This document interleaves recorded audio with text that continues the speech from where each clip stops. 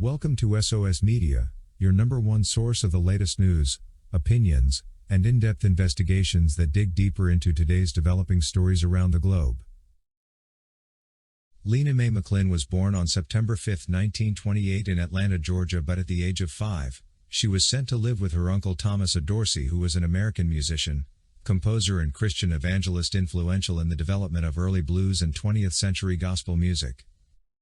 Subsequently, McLin attended the Pilgrim Baptist Church as a child, where she was exposed to gospel music, and served as an accompanist to her uncle's choir. McLin had a bachelor's degree in music specializing in piano and violin from Spelman College, and a graduate degree in music from the American Conservatory of Music. Famously known as the woman who launched 1,000 careers, McLin has worked with some of the biggest celebrities in the music industry, including Chaka Khan, Mandy Patinkin, Jennifer Hudson, and of course R. Kelly, to name but a few. Also known for her no-nonsense demeanor, former students recall her firm yet motherly approach in teaching and mentoring young adults. R. Kelly referred to her as his second mom and someone he could lean on throughout life's challenges. R. Kelly has gone on to reveal on how McLin told him on how he was going to be one of the greatest singers, songwriters, and performers of all time just on the very first day she met him. McLin taught R. Kelly opera, classical music, jazz and gospel, and always reminded him that he was unique and not in any one category.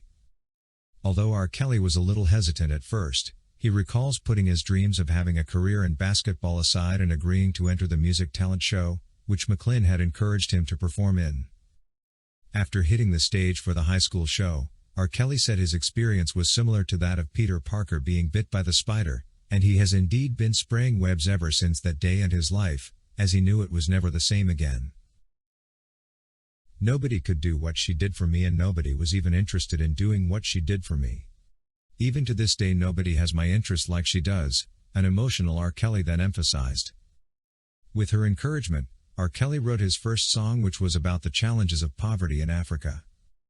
It is definitely very satisfying that R. Kelly has lived up to McLin's expectations. The Recording Industry Association of America and Billboard include R. Kelly among the best-selling musical artists of all time. R. Kelly was also named the most successful R&B artist in the 25-year period of 1985 to 2010 by Billboard. Patinkin's comments don't differ a lot from R. Kelly's praises for McLin. "I'll never forget one day in chorus when she said, 'Sing something,'" Patinkin said. "I sang and I thought I was going to get in trouble, but she said, 'Child, anybody who tells you not to use that voice, you tell them come see Lena.' And she gave me the courage to use my voice any way I chose, and I'll never forget it," Patinkin added. On a Wednesday of October 14th at age 48, the Grammy-winning king of R&B, R. Kelly performed at a benefit concert in honor of his former music teacher Lena McLin, whom he first met when he started school at Kenwood Academy more than 3 decades ago. McLin spent several years as a choir director at Kenwood Academy High School on Chicago's South Side, inspiring hundreds of students over the years to be their best selves, stand tall and lift their voices. Now, after retirement, Lena was notified by the board that she would have to pay over $17,000 to modernize and convert her housing unit, and then pay another $130,000 to actually purchase the condo. To continue living there, she needed a total of $147,000. Thankfully, one of her former students, Deacon Reg Truitt, stepped up and put together a GoFundMe housing fundraiser, and in 6 short weeks, raised more than $16,000 to convert her apartment to a condominium. She was also granted a pro bono attorney to help with her real estate issues. Eventually, when R. Kelly was touring to promote his forthcoming album The Buffet, he decided to stop in his hometown here in Chicago to help raise additional money for his former teacher Lena to keep her apartment. R. Kelly subsequently donated a portion of the ticket sales from the concert to raise money for McLin. R. Kelly then revealed that with his donation and a GoFundMe crowdsourced campaign that was launched to help her, enough money had been raised for her to pay for the condo conversion. This is the kind of big heart R. Kelly is known to have, not only for the people that mentored him like McLin, but for all those that he finds in need and is in position to give a hand. This may seem like a large gesture, but to R. Kelly it was only a small good turn in comparison to all that McLin did for him. Now, Chicago has lost a beloved pastor and music legend.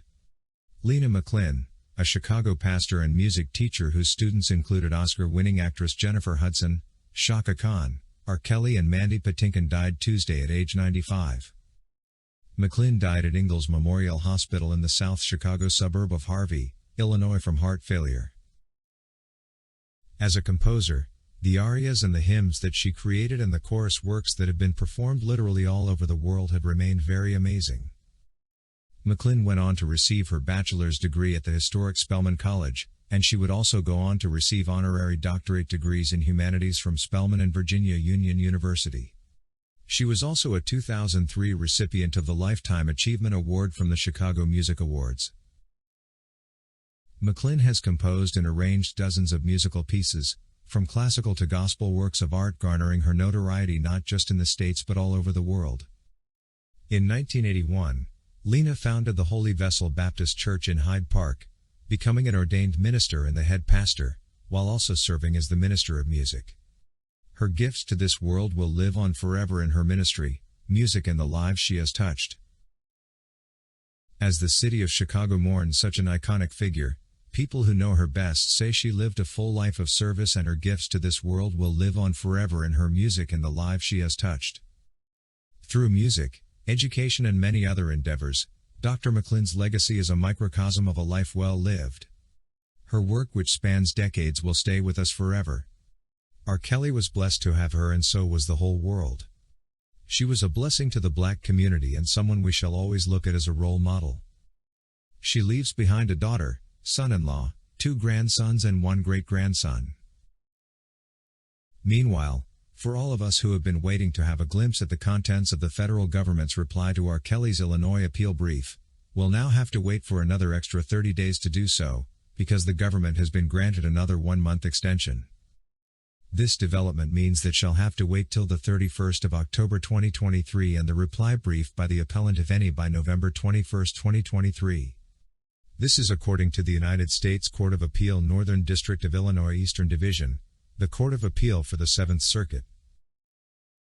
As we continue to witness more new developments occurring during R. Kelly's appeal proceedings, we can just stay optimistic that this time this relevant truth will be put into consideration.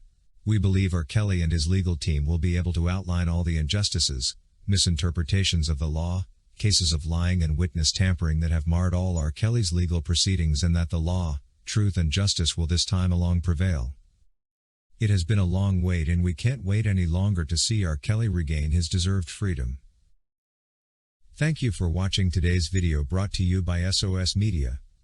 If you haven't subscribed to our channel yet, please subscribe, and hit the bell icon so you never miss any of our videos. Also remember to leave your comment about today's topic in the comment section below.